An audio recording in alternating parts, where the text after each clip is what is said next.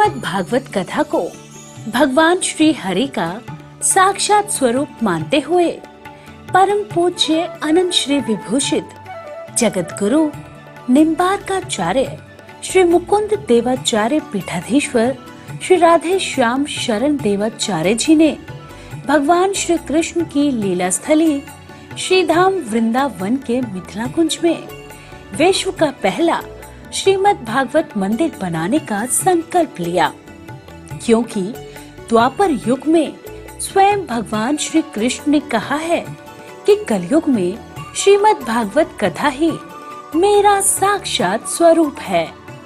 जो भी श्रीमद् भागवत कथा का श्रवण करेगा या करवाएगा उसका कल्याण होना निश्चिंत है। इसीलिए परम पूज्य महामंडलेश्वर श्री किशोरी शरण जी के अनुसार भगवान श्री कृष्ण की दिव्य वाणी का अनुसरण करते हुए प्रातः स्मरणीय पूज्य गुरुदेव जी ने श्रीमद् भागवत मंदिर बनवाने का निश्चय किया। विश्व में पहली बार बनने जा रहे इस श्रीमद् भागवत मंदिर की दीवारों पर श्रीमद् भागवत कथा के 18,000 श्लोकों का शिलालेख किया जाएगा। आप भी अपने नाम से, परिवार के नाम से, पूर्वजों के नाम से श्रीमद् भागवत मंदिर में श्लोक अंकित करवा सकते हैं। एक ईंट की सेवा 1100 रुपए, एक श्लोक की सेवा 5100 रुपए, 2 श्लोक की सेवा 11,000 रुपए, 5 श्लोक की सेवा 25,500 रुपए। यही नहीं, परम पूज्य अनंत श्री विभूषित जगत गुरु निम्बार्काचार्य श्री मुकुंद देवाचार्य पीठाधीश्वर श्री राधे श्याम शरण देवाचार्य जी और महाराज श्री के कृपा पात्र शिष्य परम पूज्य महामंडलेश्वर किशोरी शरण जी के पावन सानिध्य में यहाँ अखंड श्री युगल नाम महामंत्र हरि नाम संकीर्तन 30 वर्षों से लगातार 24 घंटे चल रहा है। आप अपने नाम से या अपने पूर्वजों के नाम से यहाँ अपने बच्चे के जन्मोत्सव एवं शादी की सालगिरह के उपलक्ष्य में संकीर्तन करा सकते हैं। एक दिन की संकीर्तन सेवा 1500 रुपए, एक माह की संकीर्तन सेवा 15,000 रुपए, अखंड संकीर्तन सेवा 21,000 रुपए देकर आप आजीवन संस्था के सदस्य बन सकते हैं। आपके नाम से मरण उपरांत तक संकीर्तन, एक संत का भोजन, गो सेवा चलती रहेगी। संस्था द्वारा आपको प्रमाण पत्र भी मिलेगा जिसमें आप आजीवन सदस्य रहेंगे। आप संकीर्तन एवं संत सेवा, गौ सेवा हेतु श्री धाम वृंदावन के मिथिला कुंज आश्रम में साधु संत सेवा अन्य क्षेत्र में सहयोग कर सकते हैं। 21 संत की सेवा 2100 रुपए, 51 संतों की सेवा 5100 रुपए, संपूर्ण भंडारा सेवा 11,000 रुपए। आप अपने बच्चे के जन्मदिन पर, शादी की सालगिरह पर माता पिता के नाम से, पूर्वजों के नाम से संकीर्तन संत सेवा करवाकर पुण्य के भागी बने और अक्षय पुण्य प्राप्त करें।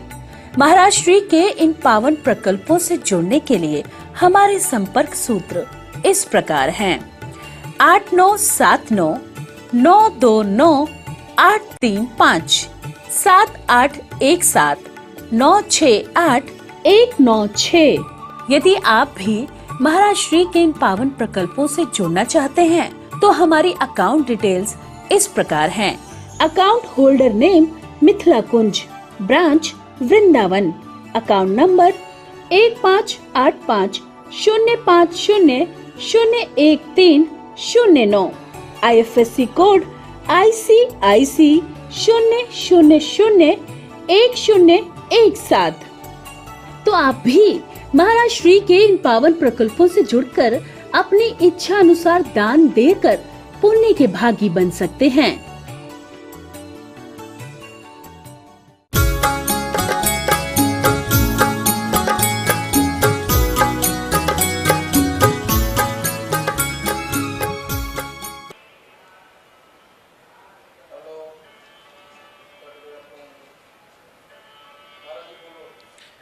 श्री वृंदावन बिहारी लाल की जय। जय जय श्री राधे, जय जय श्री राधे।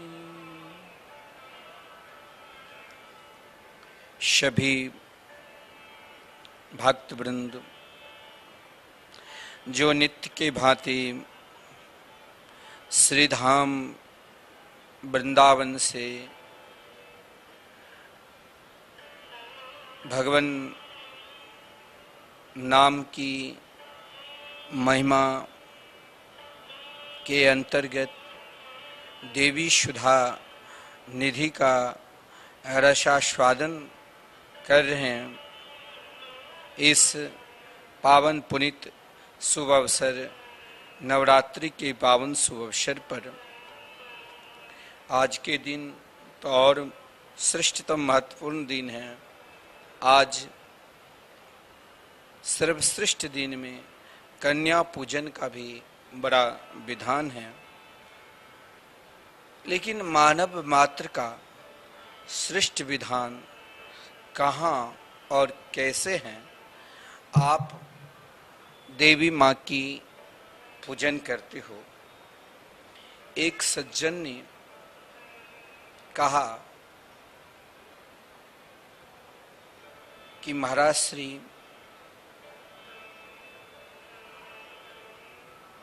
भगवान के चरणों में मन से,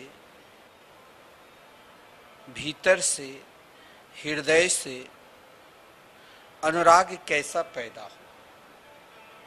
हम नवरात्रि में देवी पूजन कर रहे हैं, बड़ी निष्ठा के साथ, बड़ी श्रद्धा के साथ देवी की आराधना करते हैं, पूजा करते हैं, ताकि मेरी निष्ठा, मेरी आराधना देवी माँ पर पूर्ण रूप से बने रहें। लेकिन सज्जनों, देवी माँ की जिस लगन के साथ, जिस श्रद्धा के साथ हम पूजन करते हैं, उसी लगन और श्रद्धा हमारे हृदय में प्रेम है कि नहीं। तो आपका जो निष्ठा है कि भगवान की पूजा, भगवान की स्तुति और भगवान के चरणों के भीतर से अनुराग कैसा पैदा हो, भगवान में, परमात्मा में मन कैसे लगे, ये एक बहुत विलक्षण, आज इसी पर विशेषकर हम चर्चा करेंगे देवी सुधा निधि के अंतर्गत।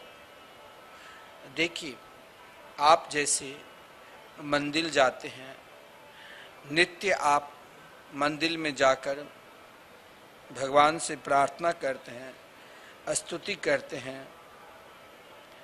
जीवन में हर व्यक्ति को कुछ न कुछ परमात्मा से चाहिए ही। आज आप देवी के पूजन करने के लिए जाते हो तो प्रातः काल से ही, ब्रह्म मुहूर्त से ही कई माता बहन लोग देवी मंदिर दर्शन करने के लिए जाते हैं और अपने अनुसार, अपनी इच्छा के अनुसार सब कुछ न कुछ जरूर कामना करते हैं। लेकिन सबसे बड़ा कामना यही है। कौन सी कामना?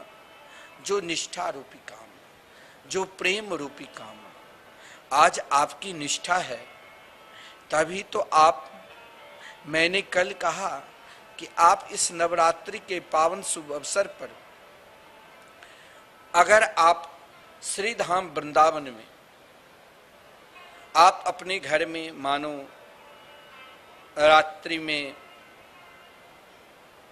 आज नियम है कि सभी को हवन करना चाहिए, लेकिन आपने ना देवी जागरण की, ना हवन की, परंतु आपके अंदर भगवान के चरणों में भीतर से अनुराग है और उनके मंगलमय, मधुरमय, आनंदमय नाम के आश्रित है। मैंने कई लोगों को प्रेम देख रहा हूँ कि कन्या, कल कहा कि आज अष्टमी के दिन हमें प्रातः काल कन्या को जिमाना है।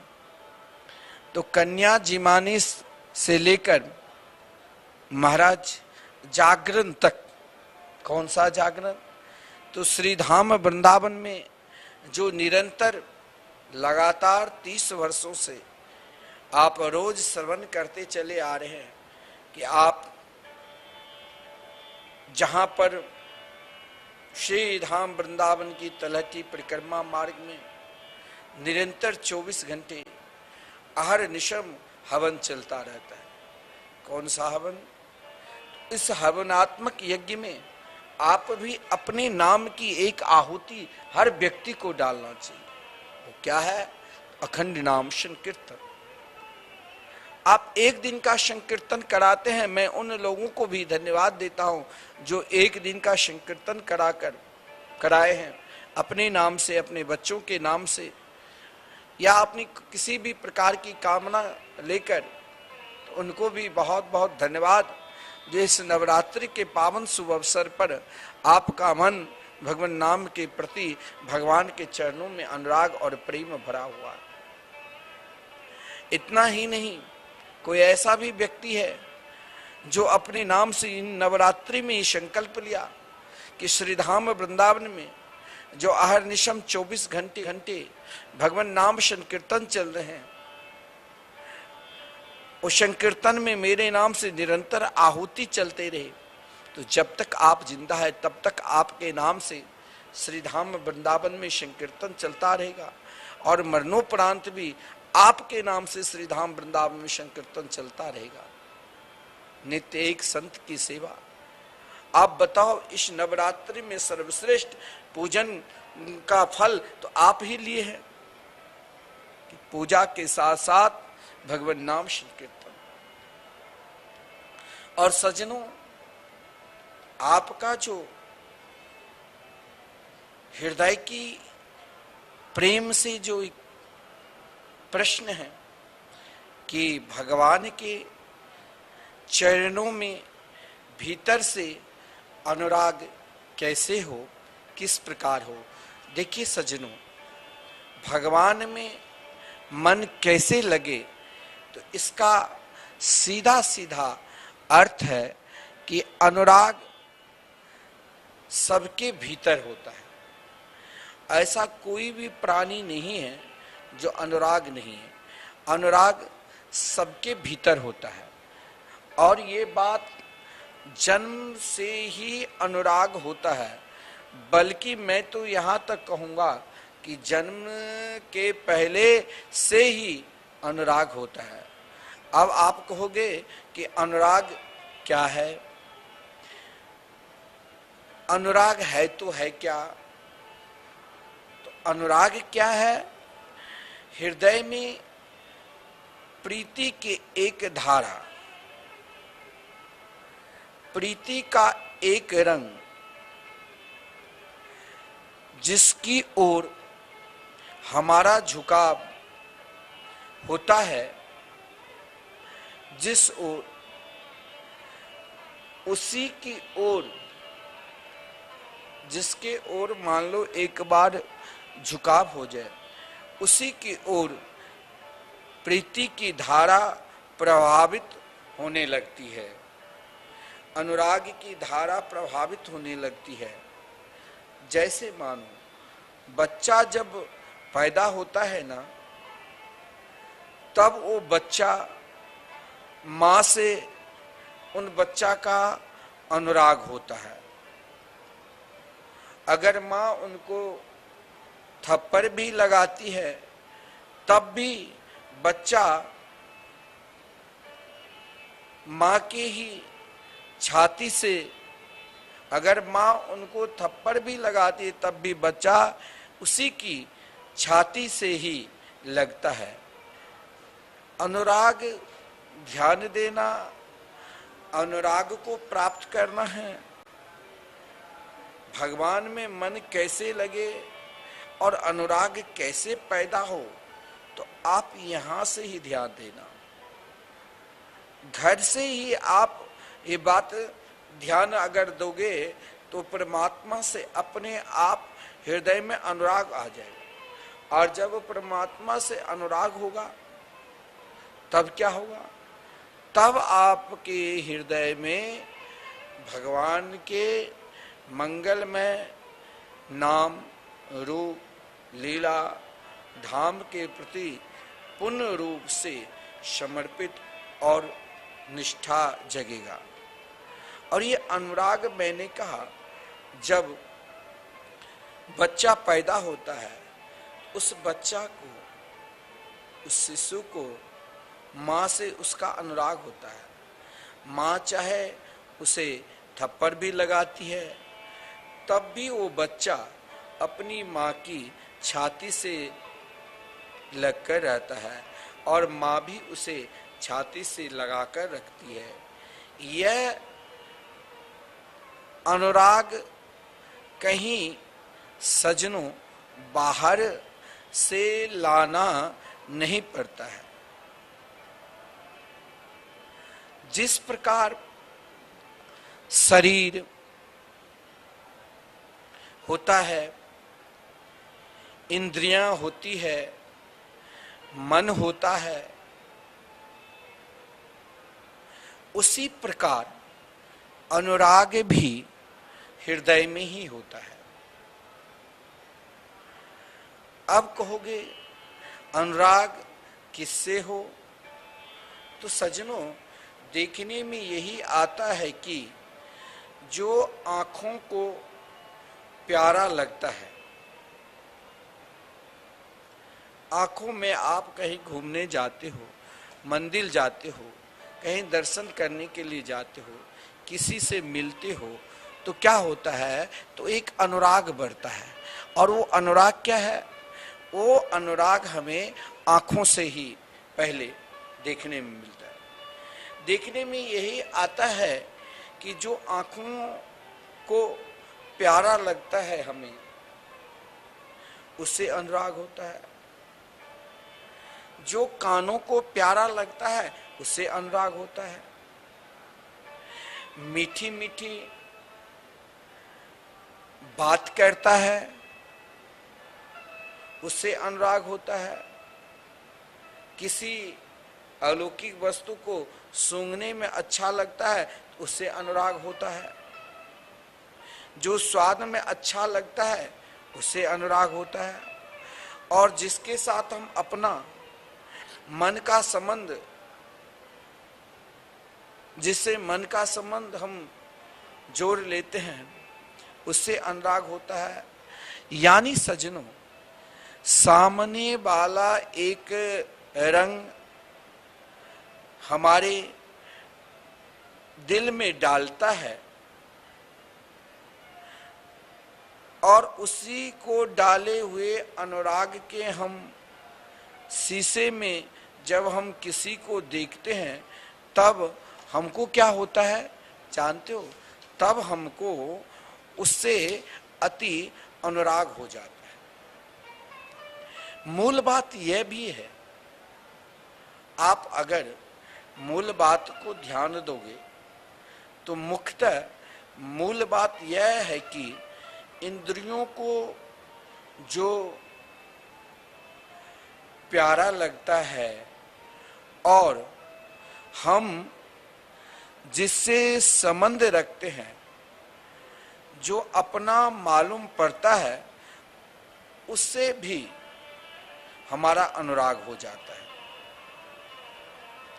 आप बिल्कुल ध्यान देना, जो आपका जो प्रश्न था, भगवान के चरणों में भीतर से अनुराग कैसे पैदा हो और मेरा मन भगवान में कैसे लगे, उसी के विषय में मैं आपको समझा रहा हूं। जैसे भगवान के बारे में भी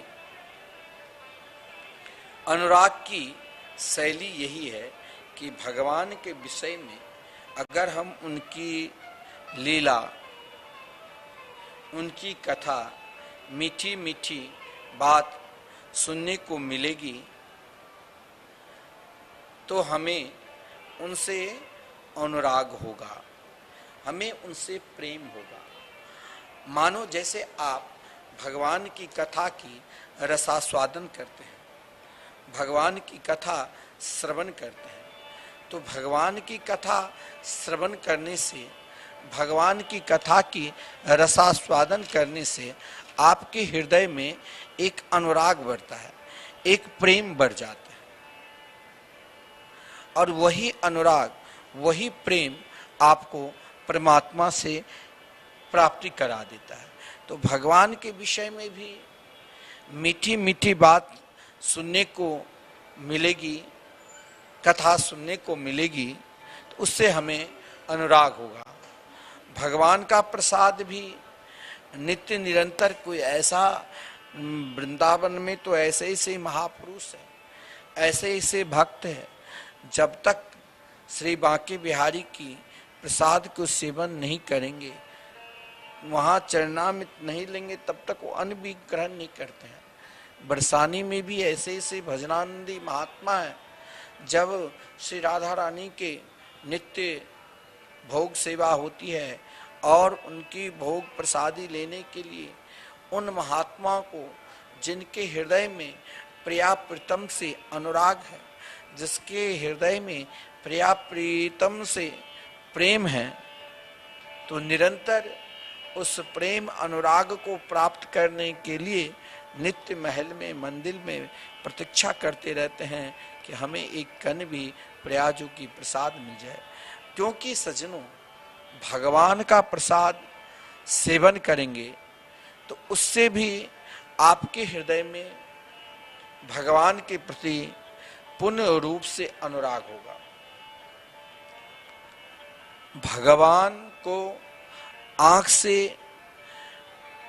निरंतर देखेंगे कि भगवान की रूप माधुर्य, आप जैसे मंदिर में जाते हैं ना, तो मंदिर में जाकर आप क्या करते हैं, तो मंदिर में जाकर आप भगवान के विलक्षण दिव्य, दिव्याति दिव्य उनके रूप माधुरी के दर्शन करते हैं। जैसे आप परिक्रमा लगा रहे हैं, आपकी इच्छा हुई कि वर्षों से आपके हृदय में श्री धाम के प्रति, वृंदावन धाम के प्रति अनुराग है, प्रेम है। आप भी नित्य दैनिक कथा श्रवण करते हैं ना। एक बात ध्यान देना, जो दैनिक कथा श्रवण कर रहे हैं, सत्संग का लाभ ले रहे हैं, ऐसे ऐसे भक्त है जो नवरात्रि में भी पूजन के साथ अपनी सत्संग कभी नहीं छोड़ता है। तो ये सत्संग कथा, और इस बार तो 1 माह तक आप लगातार कार्तिक मास में 1 माह तक श्रीमद् भागवत महापुराण की कथा श्रवण करोगे, और श्रीमद् भागवत महापुराण की कथा के साथ कार्तिक महात्म भी, कार्तिक महिमा, और इस बार आप विशेषकर श्री दामोदर कथा, भगवान श्री कृष्ण के एक नाम है दामोदर, आप इस बार दामोदर कथा का भी रसास्वादन करेंगे। तो मैं उन भक्तों से आग्रह करना चाहता हूं जो श्री धाम वृंदावन में कल्पवास करना चाहते हैं, कल्पवास के लिए आना चाहते हैं, कि 1 माह तक मुझे वृंदावन में रुकना है, तो आप जरूर आश्रम पे आइए। मिथिला कुंज में, मिथिला कुंज के प्रांगण में धर्मशाला भी है, जहाँ भारतवर्ष के तमाम वक्ताओं के द्वारा कथा होती रहती है निःशुल्क। कोई भी वक्ता आए, उनके लिए सत्संग हॉल उपलब्ध है, और साथ में जो सत्संग हॉल के ऊपर यात्री निवास बना हुआ है, उसमें कम शुल्क के साथ, और ऐसी व्यवस्था भी है, आप 1 दिन का संकीर्तन कराओ और आप निःशुल्क ठहरो।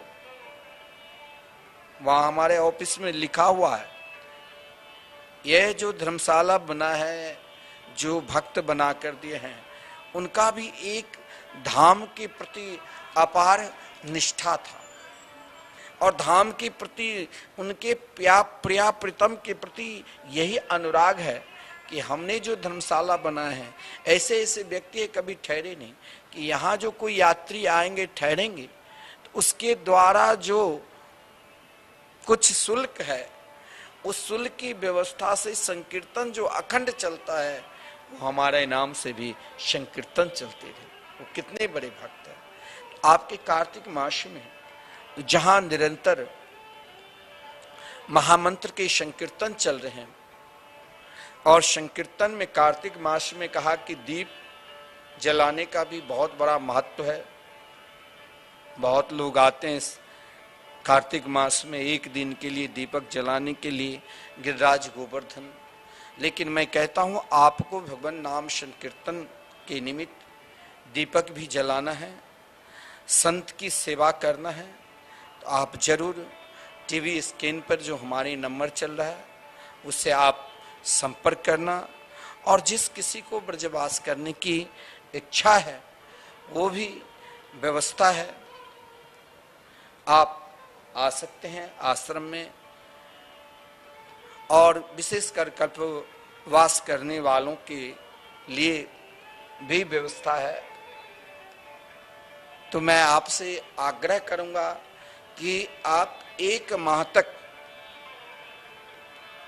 वृंदावन में वास करिए और 1 माह तक नित्य सत्संग का लाभ लीजिए। ये सत्संग, कई लोगों का आग्रह है कि सत्संग का समय कुछ परिवर्तन होगा, तो रात्रि में 7:30 से 8:30 बजे तक आप नित्य सत्संग का लाभ लोगे कार्तिक मास में। क्योंकि कार्तिक मास में की महिमा भी अपार है, वो हम आपको श्रवण कराएंगे। तो आज के दिन जो अष्टमी तिथि है, इन अष्टमी तिथि के दिन आप जरूर इन नवरात्रि में जैसे देवी पूजन करते हैं, उसी प्रकार आप श्री धाम वृंदावन में यदि आप अपने घर में हवन नहीं करा पाते हैं, कुमारी कन्या को नहीं जिमा पाते हैं, तो आप जरूर श्री धाम वृंदावन में 24 घंटे के लिए हवन कराइए। क्या? तो संकीर्तन रूपी हवन। इस हवन में आपको अधिक व्यय भी नहीं होगा। जहां अखंड 24 घंटे ये दीपक कभी बुझता नहीं, ये दीपक निरंतर जलता रहता है। कौन सा दीपक? तो भगवान नाम संकीर्तन। आप जरूर 1 दिन का संकीर्तन करो और समर्थ है तो आप श्रीधाम वृंदावन में लगातार अपने नाम से संकीर्तन कराओ। अरे मरणोपरांत भी आपके नाम से संकीर्तन चलता रहेगा। 21,000 मात्र समर्पित करना पड़ता है। और मैं देखिए आजकल फेक बात ज्यादा होने लगी कि आपको ऐसा, आजकल कई एक सज्जन ने कहा टीवी चैनल पर ना जाने जो भी आता है मांगता रहता। लेकिन मैं आपसे मांगता नहीं, मैं आपको कहता हूं आप भगवान नाम से जुड़िए। आप हो सके तो अपने घर पर करिए। घर पर सामर्थ्य नहीं है तो आप कभी भी वृंदावन आओगे तो आपके नाम से संकीर्तन चलता रहेगा, क्योंकि यहां असत्य नहीं है। यहां आप किसी को भी वृंदावन में पूछोगे क्या वृंदावन धाम में श्री राधा मोहन मंदिर में मिथिला कुंज के प्रांगण में निरंतर संकीर्तन चलते हैं कि नहीं? किसी को आपको कहेगा 1-2 दिन नहीं, 1-2 वर्ष नहीं, लगातार 30 वर्षों से संकीर्तन चल रहे हैं। यहाँ के लोग भी, वृंदावन के कई ऐसे लोग हैं जो समय समय पर श्रीधाम वृंदावन में संकीर्तन कराते रहते हैं आपके आश्रम में। यह आपका काम है, यह मेरा काम नहीं। हमने तो आपको प्रेरणा दी। देखिए आपका प्रश्न का भी उत्तर के साथ साथ मुझे बीच में समझाना पड़ता है। तो आइए विषय वस्तु पर। भगवान को निरंतर आंख से देखेंगे तो उनसे सज्जनों क्या होगा? अनुराग होगा। भगवान के स्पर्श करेंगे अनुराग का। मैं आज आपको 6 प्रकार की भाव बताता हूं। पहला भाव लिख लेना, नोट कर लेना।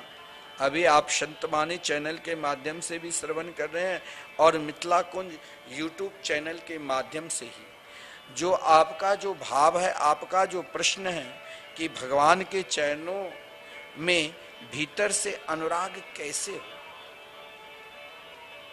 और वो अनुराग कैसे पैदा हो और भगवान में पूर्ण रूप से मन कैसे लगे, तो ये दोनों की उत्तर एक में ही कि भगवान के प्रति अनुराग पैदा चाहते हो और मन भगवान के चरणार बिंद में लगे, इसके लिए कुछ हमें धारणा करना पड़ेगा। क्या?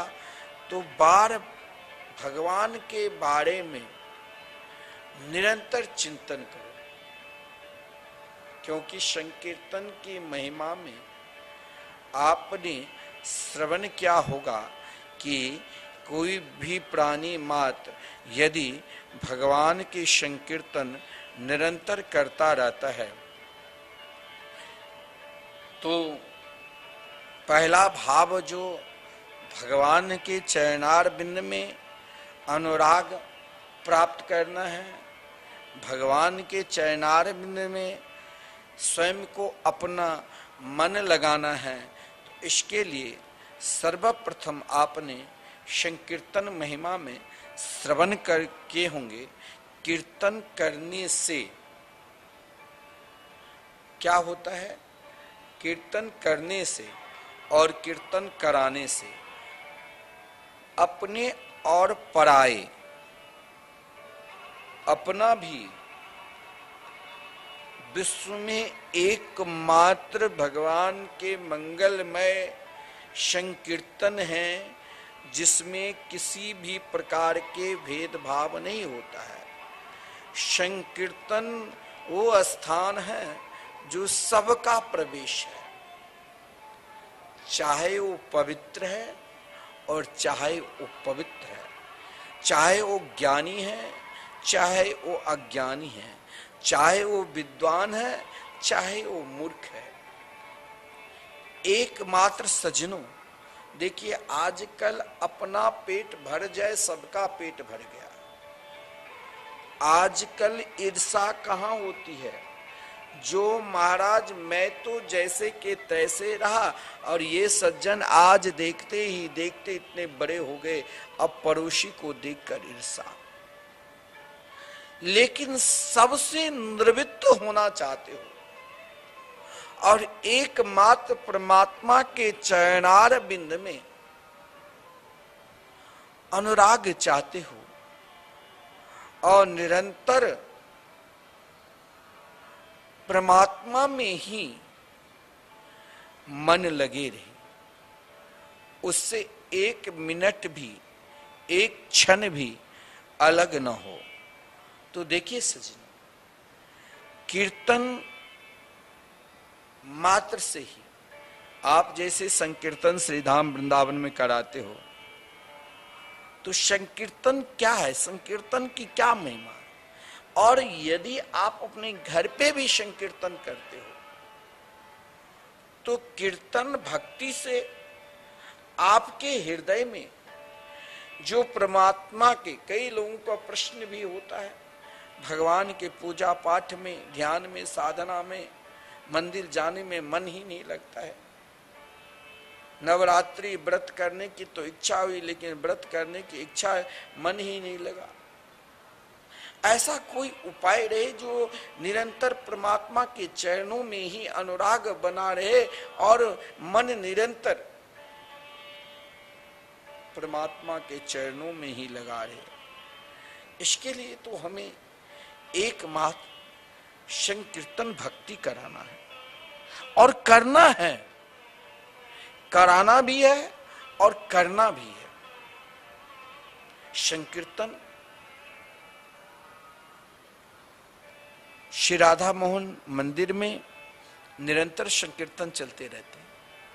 आप संकीर्तन कराते हो तो संकीर्तन करने से और कराने से बराबर लाभ होता है, करने से भी और करवाने से भी। जैसे आप नहीं कर पाते हैं, अगर आप संकीर्तन करवाते हैं ना, उससे क्या होता है, अपने और पराये जनों को, अपना तो होगा ही, परमात्मा के चरणार बिंद में अनुराग, परमात्मा के चरणार बिंद में निरंतर मन लगेगा। और केवल अपना ही नहीं, यहां तो महाराज निरंतर परमात्मा के चरणों में आपको अपने आप भीतर से अनुराग पैदा हो जाएगा और निरंतर परमात्मा में ही मन लगेगा, हर हमेशा, हर क्षण। इसके लिए क्या करना होगा, तो एकमात्र संकीर्तन भक्ति। देवी सुधा निधि में कीर्तन भक्ति को बहुत श्रेष्ठ कहा गया कि जीवन में यदि आपको व्रत करना है तो कीर्तन भक्ति करो। जीवन में यदि साधना प्राप्त, परमात्मा को प्राप्त करना है तो कीर्तन भक्ति करो। जीवन में यदि स्वयं को सुधारना है और किसी को सुधारना है तो कीर्तन भक्ति करो। क्योंकि कीर्तन करने से क्या होता है, तो अपने और पराये जनों को भगवत प्राप्ति का एकमात्र प्रतिबंधक दोषों की निवृत्ति होती है। भगवत प्राप्ति से संपूर्ण दोषों को, संपूर्ण पापों के निवृत्त होती है। क्योंकि भगवत गुण कीर्तन का ही दूसरे लोग श्रवण करते हैं। अतः श्रवण करने की अपेक्षा कीर्तन का भी कम अधिक महत्व नहीं है। भगवत प्रपन्न हुए बिना जब तक आप भगवान के चरणार बिंद में प्रपन्न नहीं हो जाओगे, भगवत प्रपन्न के बिना जीव की कीर्तन करने की योग्यता भी नहीं होती है।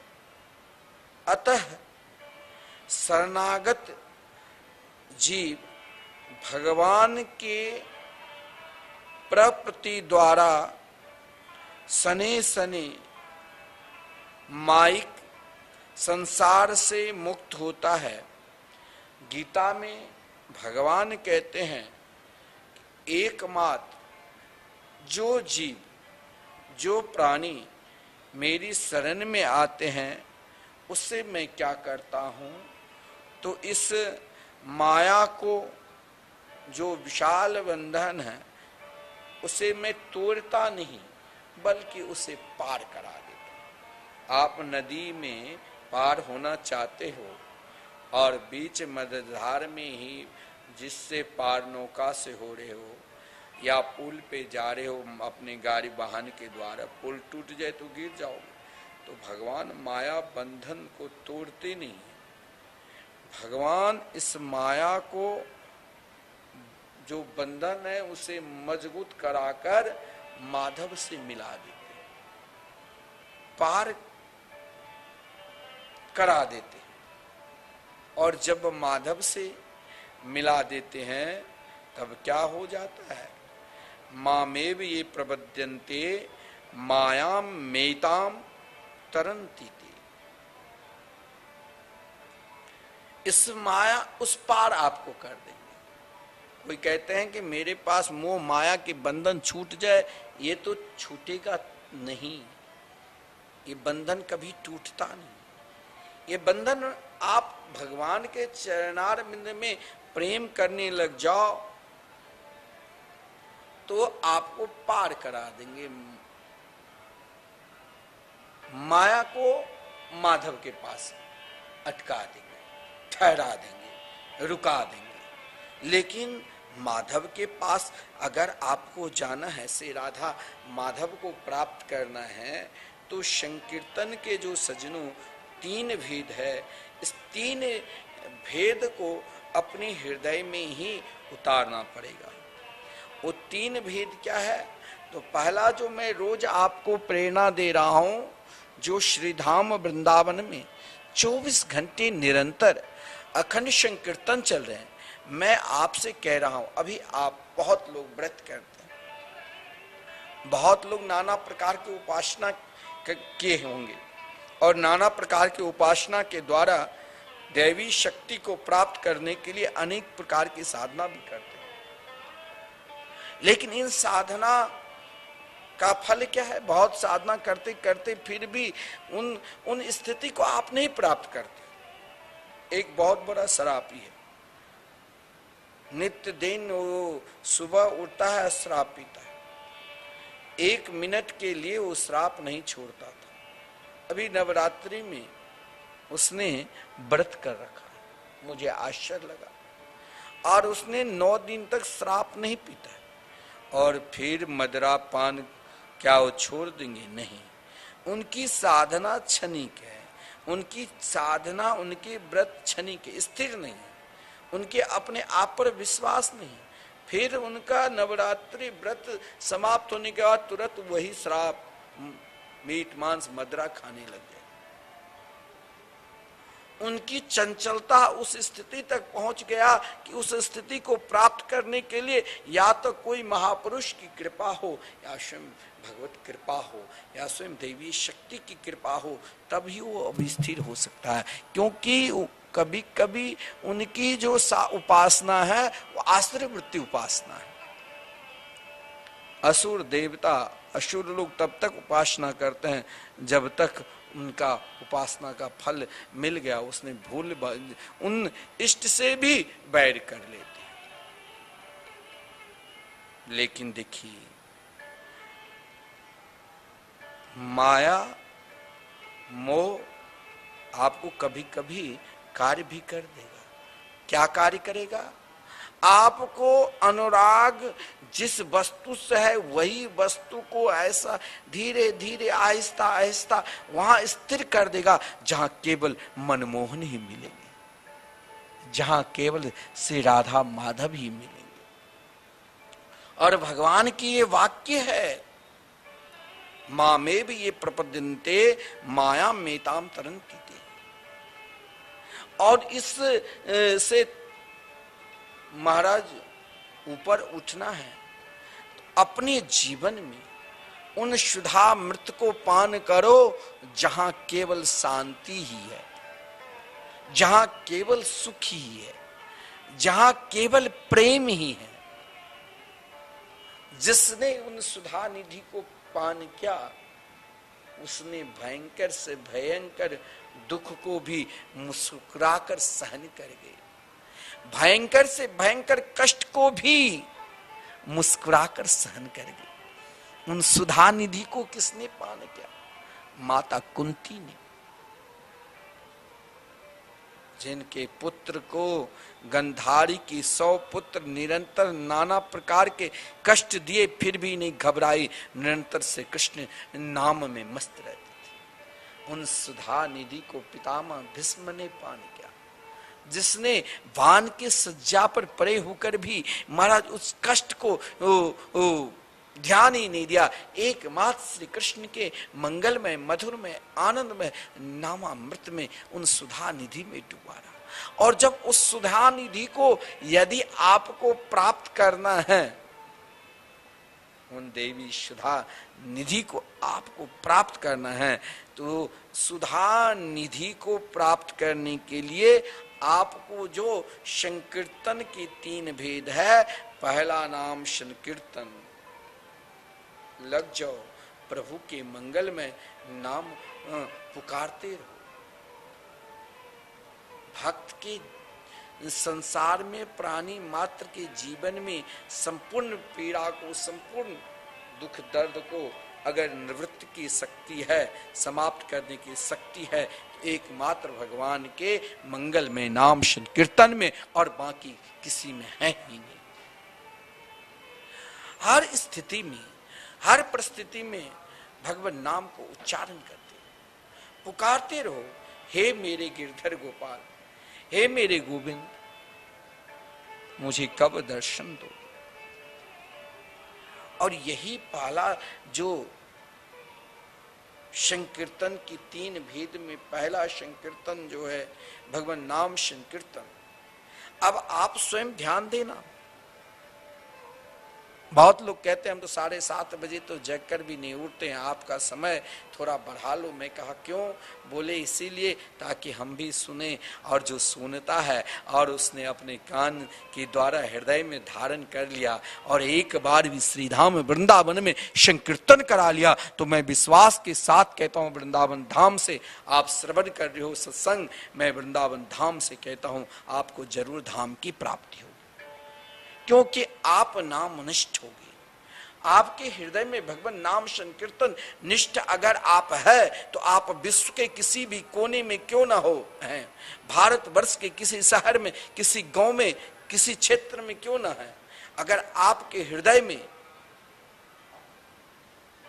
नाम संकीर्तन से, हरि नाम संकीर्तन से, महामंत्र से प्रेम है तो जान लेना, उससे अनुराग है तो जान लेना, एक दिन परमात्मा की प्राप्ति होगी। संकीर्तन की तीन भेद में कहा गया है, लीला संकीर्तन और गुण संकीर्तन। इन तीनों में से आपको जिससे जहां पर मन स्थिर हो जाए, जहां पर मन प्रेम करे, वहां आप निरंतर उस रूप माधुर्य की रसास्वादन करो। देखिए परमात्मा के चरणों में अनुराग की शैली मैंने आपसे बता रहा हूं कि सर्वप्रथम संकीर्तन करो, और संकीर्तन की जो तीन भेद है, नाम संकीर्तन, लीला संकीर्तन और रूप संकीर्तन। जब इन तीनों में से एक को हृदय में उतार लिया तो धाम अपने आप धाम की प्राप्ति। और भगवान के बारे में भी अनुराग की शैली यही है कि निरंतर अपने हृदय से, मन से भगवान के विषय में मीठी मीठी बातें सुनते रहो। उनकी जिस लीला से आपके हृदय में प्रेम हो जाए, चाहे वो माखन चोरी की, चाहे वो गौचारण की, चाहे वो क्यों नहीं मिट्टी खाई, चाहे उसने क्यों ना गोपियों के वस्त्र चुराए, चाहे क्यों नहीं महाराज लीला की, जिन लीला से आपको प्रेम हो जाए, भगवान के बारे में भी अनुराग की शैली यही है कि भगवान के विषय में निरंतर मीठी मीठी बात, लीला को गान करो, और उन महापुरुषों के, उन भक्तों को संग करो जो उनकी मीठी मीठी बात सुनने को मिलेगी। और जब आपको उनकी लीला की बात सुनने की मिलेगी, तब आपको उनसे अनुराग होगा। आप किसी के विषय में जब अच्छाई सुनते हो, तभी तो जैसे मानो आपको किसी को, अपने बच्चे को पढ़वाना है तो आप सोचते हो विद्वान है, किसी से आपको मिलना है तो पहले उनकी महिमा सुनते हो, कोई विद्वान है, चाहे कोई संत है, चाहे कोई ज्ञानी है। चाहे आपको अपनी बेटी को शादी कराना है किसी लड़का से, तो पहले उसके गुण देखते हैं, फिर उनकी बात सुनते हैं दूसरे के द्वारा। उनके द्वारा मीठी मीठी बातें सुनने को जब आपको मिलती है, तब आपको उनसे अनुराग हो जाता है, और जब आपको उनसे अनुराग हो जाता है, तब आप अपने आप को उनसे मिलने की इच्छा प्रकट करते हो। उसी प्रकार से जनों, भगवान के विषय में मीठी मीठी बात आप स्वयं उन महापुरुषों की संग करो, उन भक्तों की संग करो, जिससे आपको मिलेगी और जिससे मिलने से आपका अनुराग होगा। भगवान का प्रसाद आप नित्य सेवन करते हैं। देखिए हमारे शास्त्र में कहा गया है, आप घर में भोजन बनाते हैं ना, या आप बाजार से कोई खाना किसी होटल से, किसी रेस्टोरेंट से मनाते हो, अगर वो आप खा लेते हो ना, तो उनके द्वारा जो तरंग है वही आपके अंदर प्रवेश करेगा, और चाहे किसी भी प्रकार के विकार युक्त क्यों ना हो।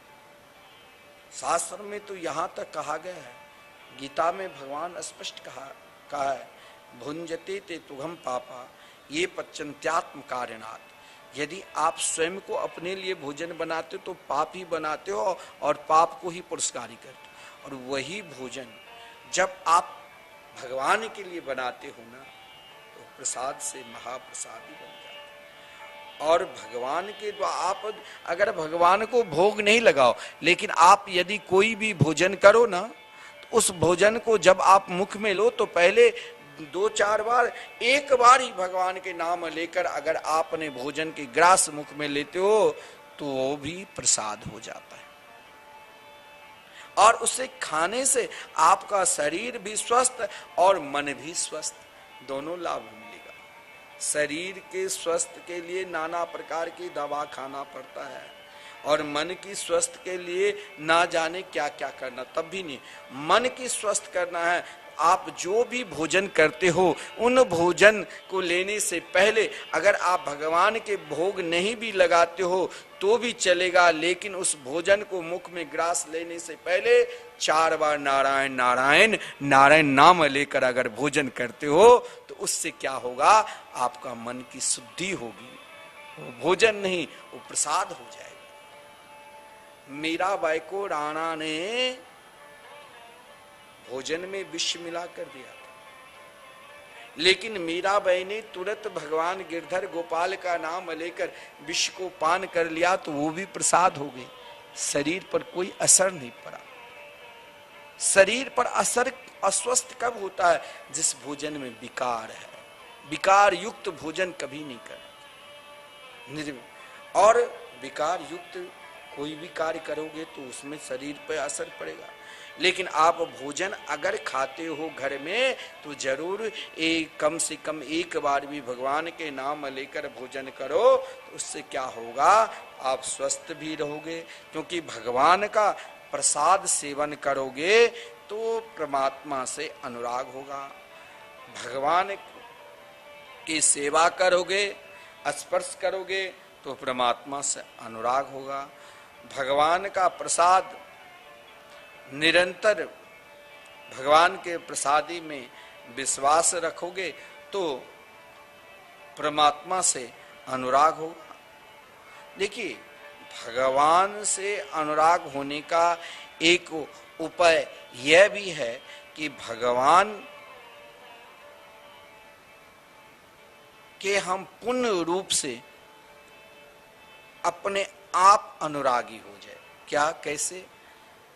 ध्यान देना, भगवान से अनुराग होने का एक उपाय यह भी है कि जो भगवान के अनुरागी है, कौन है भगवान के अनुरागी? महापुरुष, साधु, संत, भक्त, जो भगवान के अनुरागी है ना, उनका आप निरंतर संग करो। महापुरुषों को, भजनानंदी संतों को आप संग करो, क्योंकि उनका संग मिले और दूसरा अधिक से अधिक हम अत्यधिक भगवान की महिमा की बात सुने, उससे भी भगवान के प्रति पूर्ण रूप से अनुराग होता है और भगवान के चरणों में अपने आप निष्ठा और प्रेम जगती है। क्योंकि अधिक से अधिक भगवान की महिमा सुनने से भगवान के विषय में महात्म का ज्ञान होगा, और क्योंकि महात्म का ज्ञान भी होनी चाहिए। श्रीमद् भागवत महापुराण में भागवत से पूर्व ही, प्रारंभ से पूर्व ही महात्म का वर्णन है, भगवान की महिमा का वर्णन है। तो भगवान से अनुराग के लिए निरंतर ऐसे महापुरुषों को, ऐसे भक्तों का संग करना चाहिए जो भगवान की महिमा निरंतर हम श्रवण करते रहें। क्योंकि महात्मा का ज्ञान होना चाहिए। जैसे बिहारी जी से लोग सबसे अधिक वृंदावन जब कोई आते हैं तो कोई मंदिर जाए ना जाए, लेकिन बाकी बिहारी के मंदिर क्यों जाते हैं? क्योंकि बिहारी जी से लोगों को ज्यादा प्रेम क्यों करते हैं? बिहारी जी से प्रेम क्यों है? क्योंकि आप निरंतर श्री बांके बिहारी जी के विषय में सुनते हैं। क्या सुनते हैं? उनकी महिमा। क्या महिमा? तो बिहारी जी श्री हरिदास जी महाराज के द्वारा प्रकट हुए थे, और ये महिमा महात्मा का ज्ञान जब आपके हृदय में हो जाता है कि श्री हरिदास जी के सामने कई प्रकार की सिद्धियां प्रकट हुई, चमत्कार प्रकट हुए, महत्व ज्ञान हो गया। इसी तरह भगवान के साथ संबंध बना लिया जाए। इतने बड़े महात्मा के सामने प्रकट हो गए, इसीलिए यदि भगवान से अनुराग बढ़ाना है, भगवान से अनुराग करने वाले जो महापुरुष है, संत है, उन महापुरुषों की संग करो। जैसे श्री बांके बिहारी जी से आपको प्रेम कैसे है? श्री हरिदास जी महाराज ने कठोर भजन किया, उनके भजन के प्रताप से जो समस्त रिद्धियां सिद्धियां उनके आगे पीछे डोलती थी। एकमात्र बांके बिहारी की चरणार बिंद के आश्रित होने से जब आप सुने तब आपके हृदय में प्रेम जगा, तभी तो आप आते हैं। प्रेम जगाने के लिए, परमात्मा के चरणार बिंद में प्रेम प्रकट करवाने के लिए, प्रेम होने के लिए एकमात्र भगवान के से जो अनुराग करने वाले महापुरुष लोग हैं, भक्त लोग हैं, उन भक्तों को, उन महापुरुषों को, उन संतों का अधिक से अधिक उनका संग कर लो। क्योंकि उनके संग करने से, उनके निकट रहने से बार बार हर कार्य में संत महात्मा भक्त निरंतर बिहारी जी को ही पुकारते हैं, निरंतर उन्हीं में लगे रहते हैं। देखिए, जब हम सुनते हैं कि भगवान इतने कृपालु है कि वे अयोग से अयोग पर भी, अज्ञानी से अज्ञानी पर भी, मूर्ख से मूर्ख पर भी कृपा करते हैं, वे तो इतने कृपा के सागर है। जो मार्ग में कुब्जा मिले तो कुब्जा को मिलते हैं तो उनके ऊपर भी कृपा करते हैं।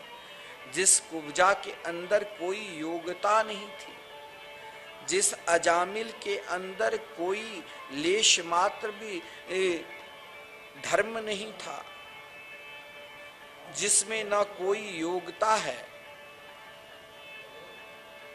लेश मात्र क्या कुब्जा के ऊपर कोई योग्यता थी?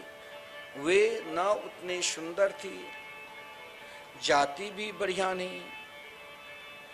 क्योंकि भगवान एकमात्र हैं जो ना योग्यता देखते हैं, ना जाति देखते हैं। वो देखते क्या कि उसके हृदय में मेरे प्रति कितना अनुराग है। वो केवल प्रेम देखते हैं, और जो भी उनकी शरण में आता है, उनका नाम लेता है, भगवान उसको जरूर मिल जाते हैं। सज्जनों, आप जो सत्संग 7:30 बजे प्रातः का लाभ ले रहे हैं, वही सत्संग को अब आप 6 तारीख से रात्रि 8:30 बजे से 9:30 बजे तक लाभ लेंगे। तो आइए हम सब अब 2 मिनट भगवान के मंगल में नाम संकीर्तन करें। श्री वृंदावन बिहारी लाल की जय।